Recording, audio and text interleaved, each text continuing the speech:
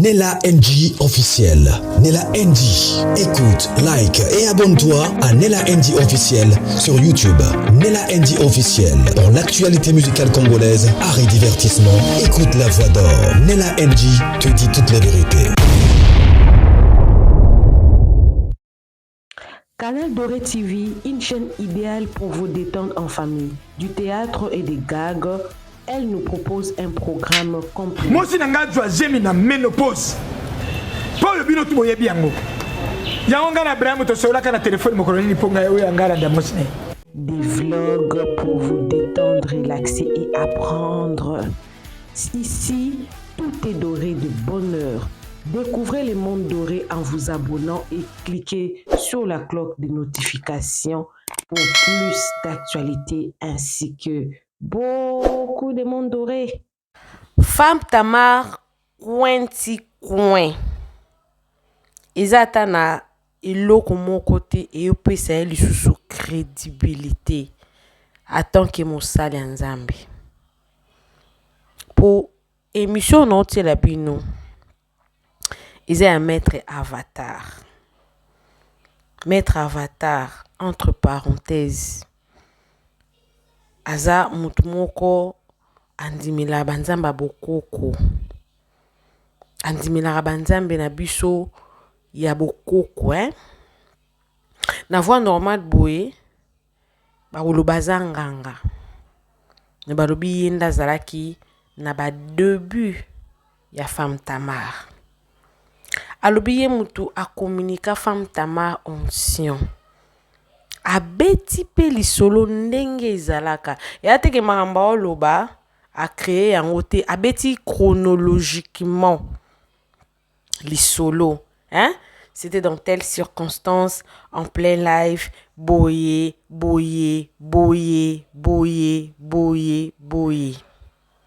Na munorono otanga kombo Nzambe. Mais biso te bien kaza nganga. Na munorono otanga kombo Nzambe. Mais quelque part pas côté de Femme Tamar. Malobi qu'il était là dans le début du carrière. C'est lui qui avait prophétisé pour Femme Tamar. C'est lui qui avait prophétisé. Qu'est-ce qu'on a fait dans on a dit ah Femme Tamar a boya qui prophétie, il y a prophète Néma. Bon peut-être à yebi pourquoi boya qui en ouais. Mais bazaka proche na avatar. Habitant au succès comme qu'on m'attendait bakini. Bon, na obete la bino solo te po vidéo ezali. Bolanda vidéo wana nga na osala commentaire kaso bo solanda vidéo wana. En dehors ba mensonge belé maman bimisi. Diko na ngo susu mensonge du susu.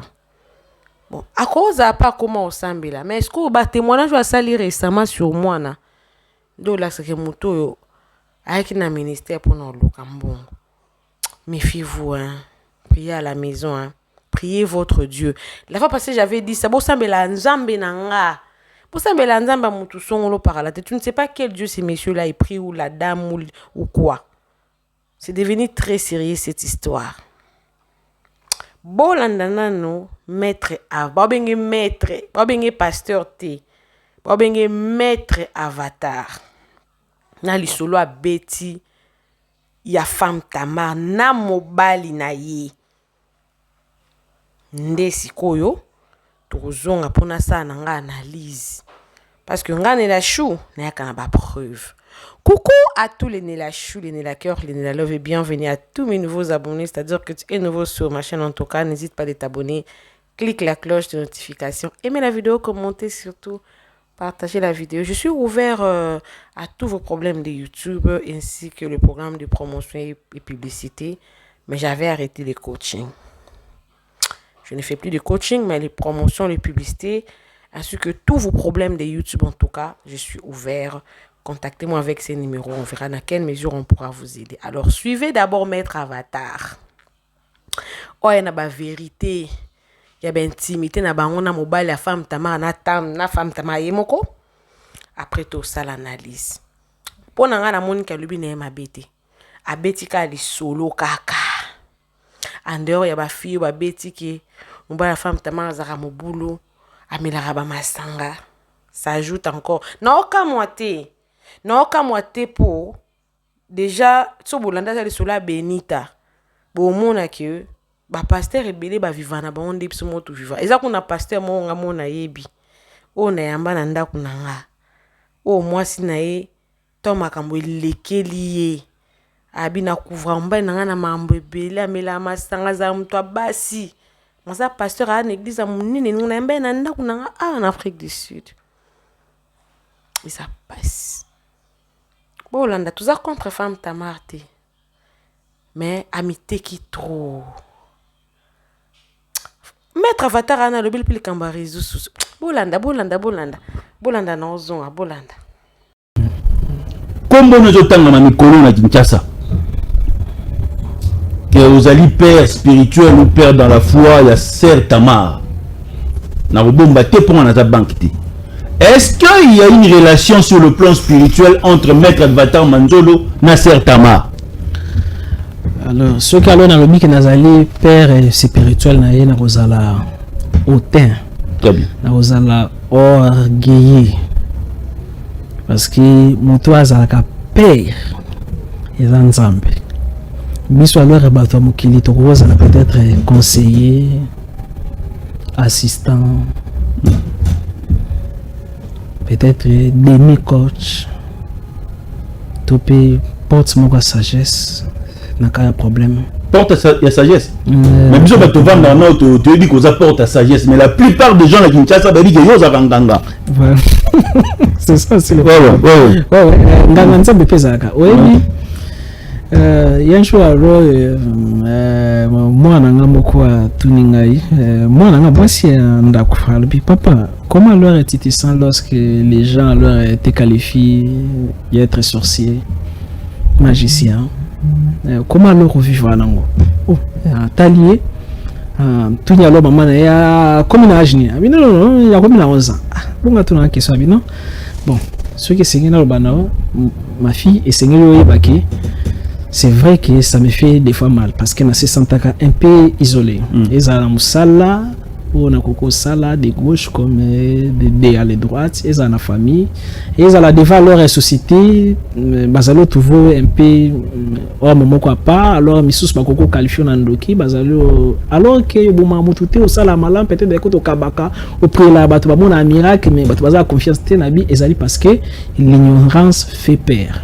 Moto nyonso ayebite azalaka na kati ya molili et moto ayebite abangaka pamba alors matuni cause nini soki olali nanga na chambre ozalaka na crainte ya bien parce que ozali wana abi alors pona nini ngai alors zakalo kobanga te ono peut-être ndenge oyebi obunda oyebi osambela peut-être ya mwana nabi c'est ça. C'est parce qu'alors bateau belé alors bazali na connaît sensité parce que ceux qui alors au kanisi que non nazali ndoki sambela nzamba révélé yo nanya zali alors mettre avatar parce que motuté akoko yeba nzambe na mobimba na ye makambo nzambe leki kindoki na bundoki na monyoso la première des choses parce que nzambe azali profondeur koleka océan azali lumière koleka éclair azali molili koleka ténèbres nzambe azamala moté nzambe azali alors mabete azali au délai malamu na mabe ba démon bazali lokola ba opposant ba ange bazali lokola ba majorité mais nzambe azali président de la république céleste et terrestre Comment mettre le batteur et bimi bazala resika mona Sœur Tamar ba matraper bangomba luzizi la mangenge ozana ni pembeni na ye batwa ni ba OK ba cette question d'accord alors Seigneur na répondre yazali d'abord à cela qui il y a album na liboso ya vana no salango déjà to banaki osola parce que nazali serviteur à Nzambe nazali serviteur à Satan te yepe azali servante à Nzambe alors mobali na ye aussi alors azali aussi alors serviteur à Nzambe puis alors kalama yazali alors serviteur à Nzambe ye moko pe minouche Tamar azali aussi servante à Nzambe alors to banaka au partager posani ba question nga pena poser bango pe alors poser et na moment moko alors na monaki alingaki abimisa alors nzimbu alors na ebaki ke Nzembo ça succès en Congo na Kinshasa. Alors na monnaie que ce qui alors na lobby que na salela ye travail proprement dit à quoi hésiter. Peut-être il y a quelque banga muki malgré que bazaki na confiance nanga. Alors ils allaient on a na méthode ya ko transmettre onction. Alors na zaki motali bosso o alors na bimisaki un franc na poche nanga na bi zoango lokola offrande. Oui ba alors na koko kabelo 10 francs. Mais obime boye yokomi riche parce que 10 francs wana ezali consacré, ezali béni, béni avec amour, avec foi, avec miracle. Alors kaka soutien wana na salaki. Alors na salaki bango prophétie na moment oyo bazaki connecté. Na moment oyo vous avez prophétisé sur la sœur Tamar et son mari. Nazaka mutali bosso. Très bien. Prophétisaka na makambo ekokaki o ya alors lelo. Mais après un certain temps, tellement que plusieurs, na moment matière alors plusieurs pasteurs alors bakoma ki diaboliser ngai et bango babana ko bano ko kangama avatar te aza satanique tellement que bakoma yo poser ba question na mingi abana ki défendre ngo mais na moment moko pour la sagesse alors baki a meka un peu ko tsa moi pause. Alors na moment na ya tsaka alors pause ils allaient ce qu'on a moment gloire et na moment mo boye tout est comme qui n'est comme compliqué. Alors tellement qu'azali moto na linga mingi na yi plus alors na le mobile na alors na kota na contact na le mobile na yi na pesa ki conseil na koka ki opesa na koti pe na contact na de na alors yi pe na pesa pe conseil na ko pesa et na ko tout na bato azali même femme tamaro nzembo wana donc maloba na ye to banaki o sepela nango. Pourquoi kaka mystiquement alors bato ba yini tandis que bolumu da ebimité ezali na ni de mon côté bimé que non alors ba filma leur femme alors Tamar azali kaka alors na ba même langage na wana ya kalo bato nyos ba banaki o sepela nango mais bizarrement pour le nini lelo ba même langage wana ya komi sujet à débat je dis que ezali na cric moko ya basala nzambo balingi o yetufe justement. Alors oyebi ndeko na ngai bakoki o yamfute alors kombo na yo kombo na yo bakoki o yamfute ngo. Alors na moment déjà ba aller travailler alors kombo na yo alors bakozala na besoin ya Jean moko ya ko déclencher nino fait wana ya yamfutumo bango ba aller salaki bakoko luka prophète moko topé y a humilié yo devant batou. Et alors bakoko tsapa alors kanda moko na kati na yo dès que on manifester alors kanda population a comment juger et bango nyoso ba komo yo baté pourquoi ba komo yina yo ezali loko ezali olekana femme alors Tamar azali alors combattre parce que asa la vraiment nzambe solo parce que banzembo na ye et changer alors ba vie bato alors ebele alors ezali alors terrain moko compliqué alors na gospel parce que na gospel ezali alors na ba satanique ezali alors na bato bazara ba homosexuel ezali na ba prophète bazali ba homosexuel mais comme il azali na kati club wana te alors ni alors ba les salaka ba ko étouffer yo okembi et après alors ba ko proposer kota na loge biso yokomona makambo nyonso yekosila. Donc sœur alors Tamar azali victime ya sort moko lancé mais sort wana naza sir yeko prospérité parce que nzamba lobi chaque situation a mabe koki oya contre biso yekokoma ba escalier tomoni bande kwa Joseph ba teki Joseph bakanzi ba ko combattre avenir na ye mais bizarrement côté batekaki ezaki côté bénédiction ezali conseil kako na koko pesa na femme Tamar ezanen à répondre sous moto te na réseaux sociaux yazonga na Kinshasa yakene na mangengenge ya se recueillir a qui peut na kaka kino atteindre na niveau ya jardin alors botanique atteindre na mangengenge asali alors nzemu na a qui peut mingi ba réponse à réseau société a qui peut teke a kendaka na ba église parce que quand ba pasteur wana ya kokia ya mbio na les églises apesio caché ya pesio offrande mais ya zela besoin zoa neno ya bénédiction na yo parce que alors mutu na yo on peut savoir mutu nyoso te ya assemblée na yo très bien parce que mutu ezali na porte so ba bengi chaka couronne ba les grâce na biso yavana se matérialiser et tomber kalikolo mutu na biso ba benga mo chaka couronne yo komona na ba livre ba saint za ba catholique ba dessinera saint toujours na moi couronne parce que ça na lieu amoko bima wana alors ce qui alors est muta simbi okara moto a prononcer parole négative sur yo yekoki oyiba yo aussi à leur chance alors na mona ki na débat à réclamer parce qu'il y a boyaki basimba alors na mutu yamana alors écrit alors problème que non a manqué non yaza moto akoko zala leur na ba défaut mais azali moto a sepelisa kibiso quand même très bien puis alors azali au sepelisa alors biso azali alors na histoire ya passion à l'écran azali alors témoignage alors vivante plus alors bato ba ko critiquer mingi plus alors bazali fragiliser partie na ya kati ya kibo wale moto yakoko créer la tension tout yesengo nini tokozwa soki lelo femme Tamara Kufi pour les Congolais à sepelaka kaka na moto soki moto ana akomi passé asa moto ni ya sali ya mabe yezali réseaux sociaux est-ce que bolumbu na ebimi quelque part non est-ce que bakangi alors nano le boba bato non pe alors bato ba yini bango moko ba yibite pourquoi ba yini oh non alobaki boy mais kaka la même personne alobaki amina boma moto amino leur petit na et ça qui langage na méthode na pour bien le sepeli c'est bato mais comment alors ba même langage en lelo et c'est les créer trouble je pense que pour se permettre na kokota les sous na contact na leur couple na bango nazaki la seule personne à soutenir à bango tango mutote banaki croire na bango et alors na moment où plusieurs hommes de débat les kangi binoko pour la ko aller lo ba malamu sur alors bango j'espère que bénédiction ezali sur bango ceux qui ont allé douter kazala alors mosala nzambete sambela nzamba révéler très bien je cherche toujours kaka likolo et nazali au condamné prophète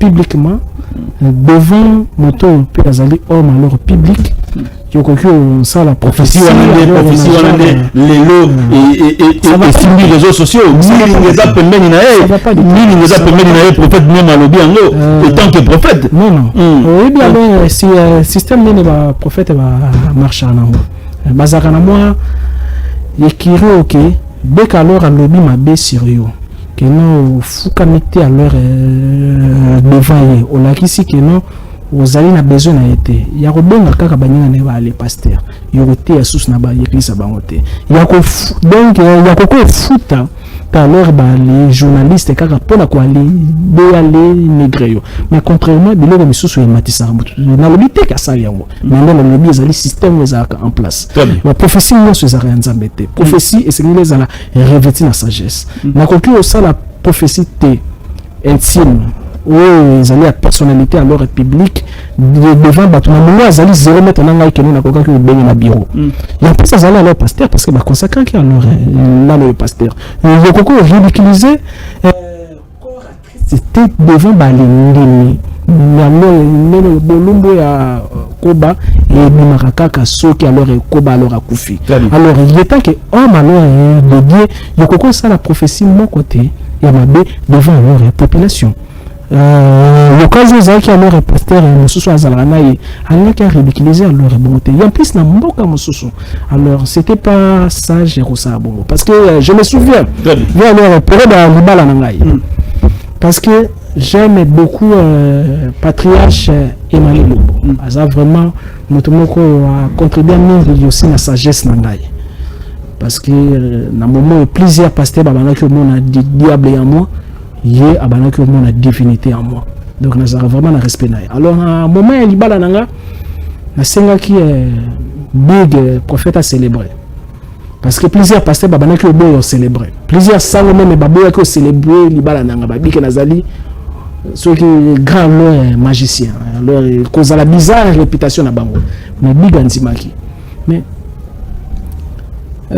prophète Néma il y a pas que c'est big prophète bi le bain n'est que non que c'est le prendre côté image na biso yeko beba simple alors photo kaka na kena na bureau big parce que na bando fréquenter big depuis hier na zaki na couvent azaki conseil nanga azaki moto to banaki partager mais bizarrement na kena bureau na kuti pe alors nani ni alors prophète alors ne maman bazo bakangi biso photo et photo ana il comme qui sujet et sengela rappel arabique mais pourquoi au même nga pemena mutwana pourquoi mutwana zalaki donc comme yo oyebani alors mutwana solisanga te mais yo ozali prophète nzambe soki alors nazalaki diable mpo na nini na miso nango okoki koloba te ke naza diable pourquoi pas alors okoki kodélivre nga alors ezalaki difficile mpo na digue prophète acélébre libala nanga mais na suka nango anzemaki acélébraki alors libala alors komona idiosi ke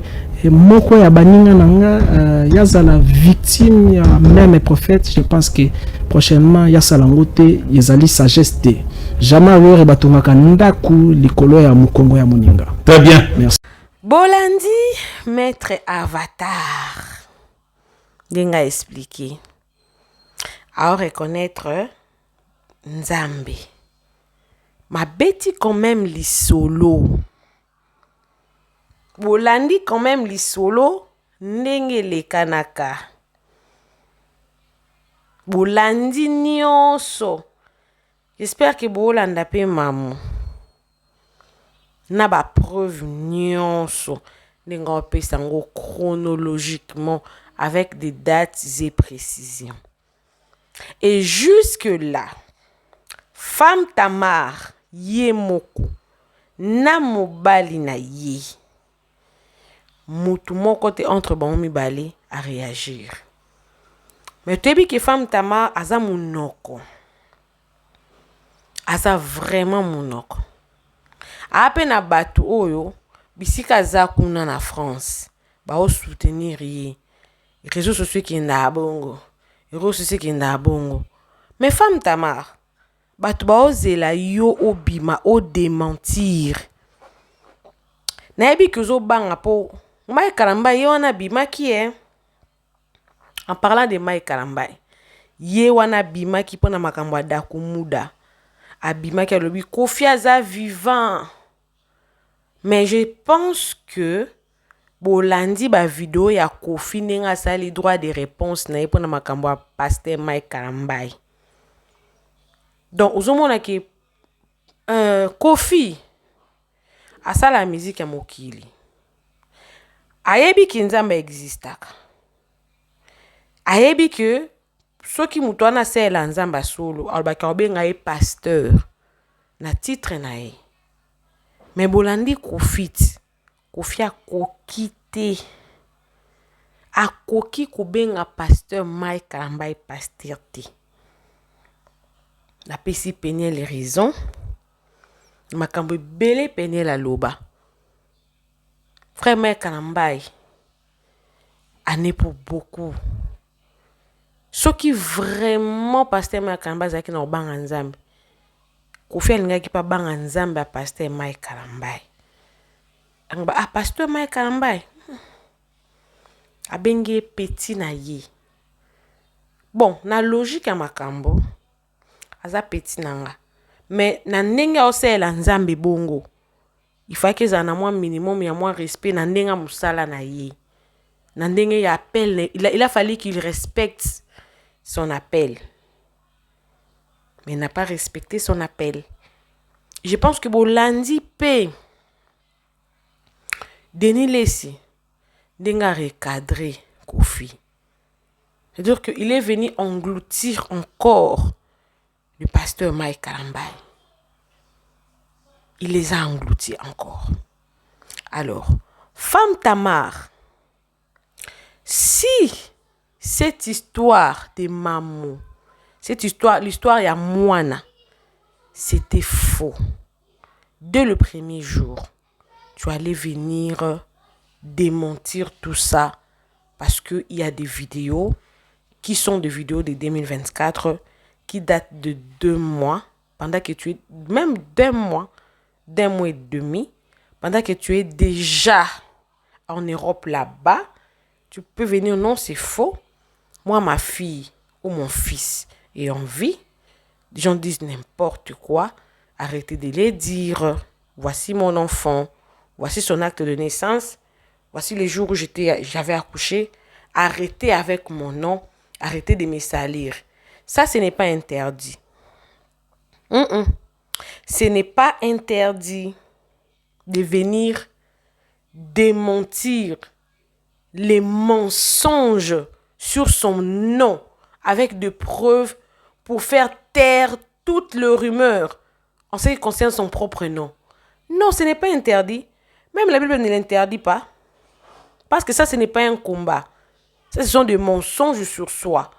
Tu ne vas pas dire que non, gardez silence, l'Éternel combattra pour vous. Non.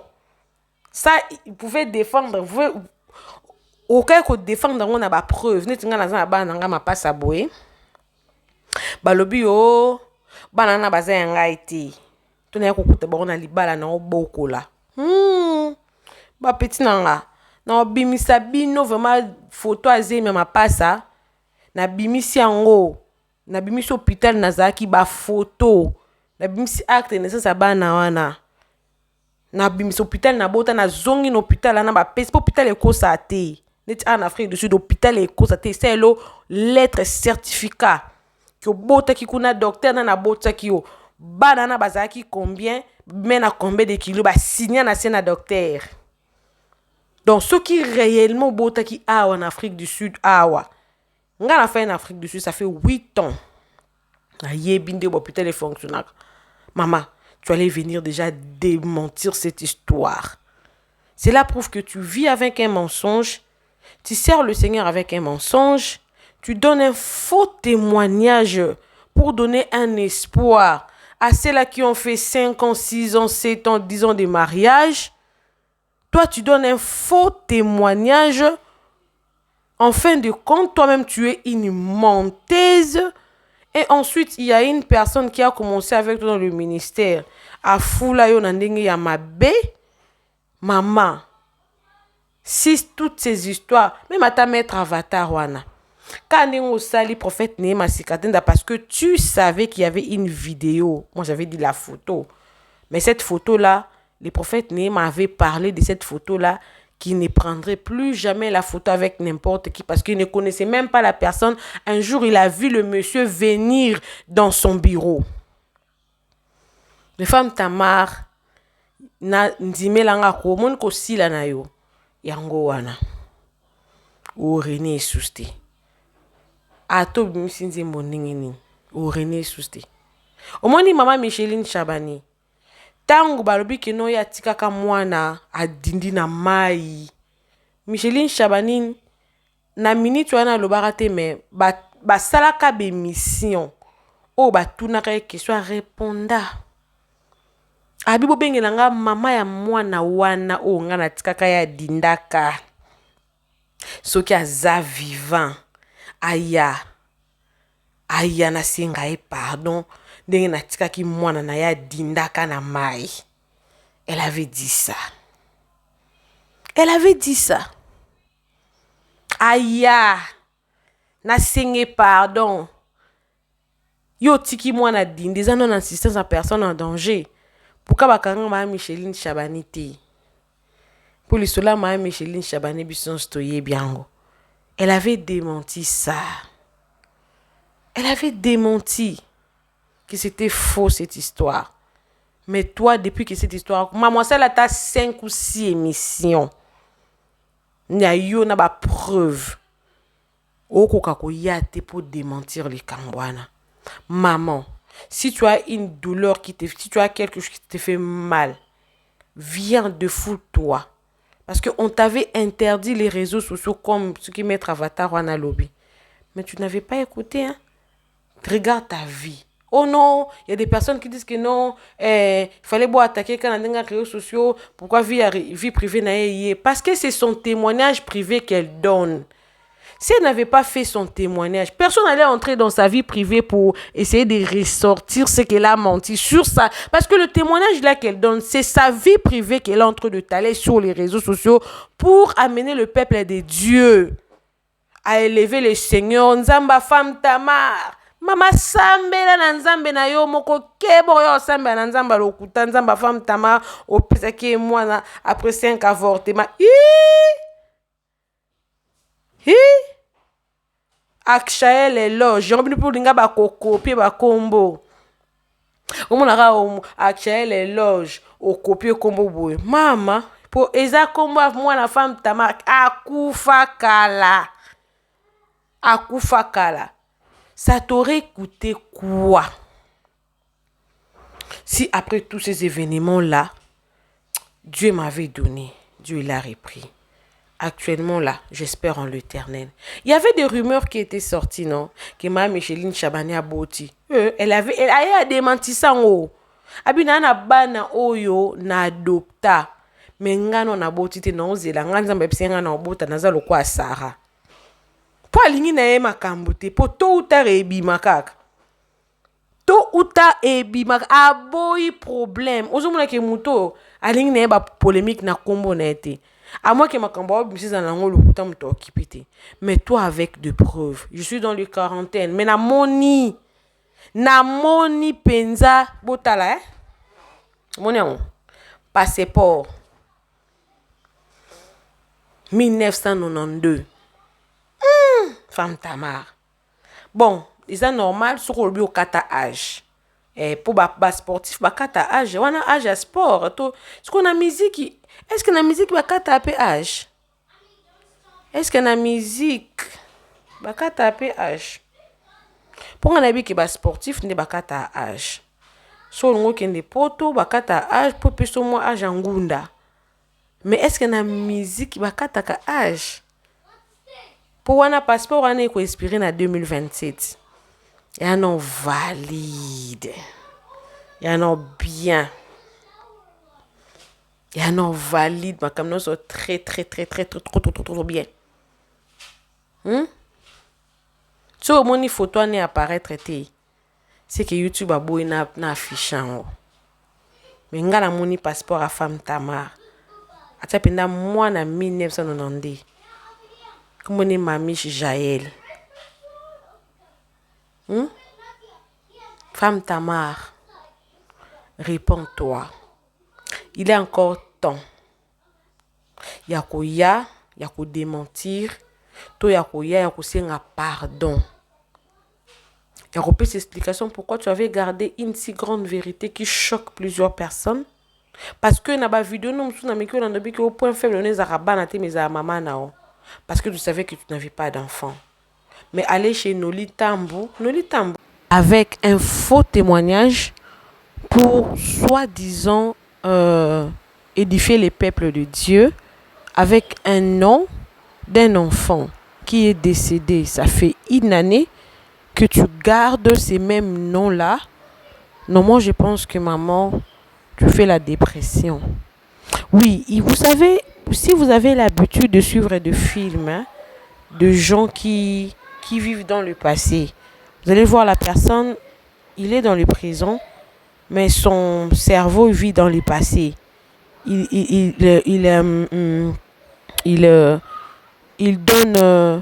vit comme si il vit dans sa vie antérieure. Il veut que à tout prix que les gens voient comme c'est qu'elle voit.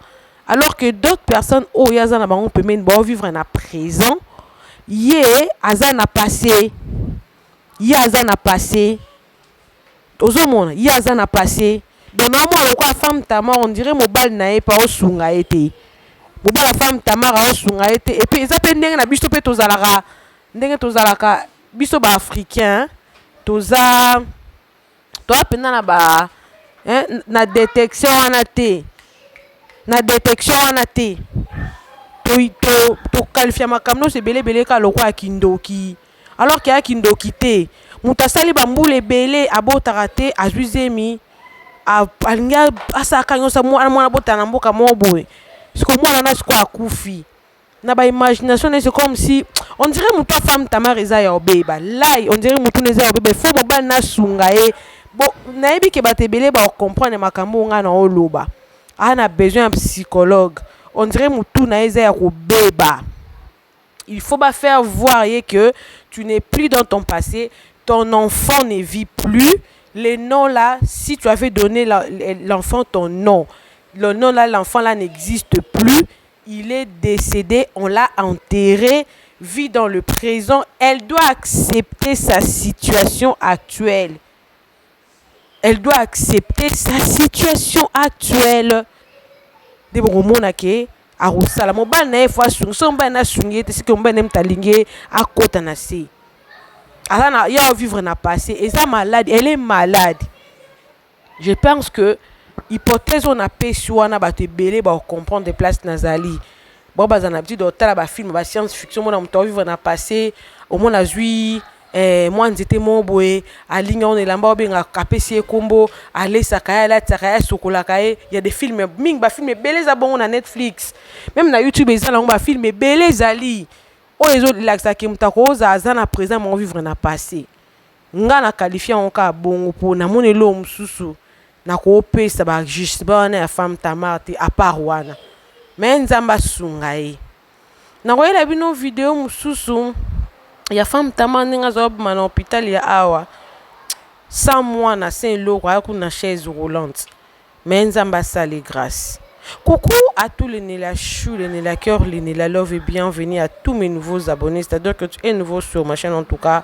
N'hésite pas à t'abonner, clique la cloche notification, aimez la vidéo, commentez, surtout partagez la vidéo. Et ça les sons et photos quand na vie faut aux sincère. Mais appelle les sons puis bateau bazana tout autour. Il faut voir que si on t'a traverser un moment difficile, bon quand ça te que soit autant à comment Nzamende a besoin d'aide physique qui était à psychologue, thérapeute ou mais quand surmonter quand la femme t'a marre si passi. Tout coup t'anime balasima que Dieu vous bénisse.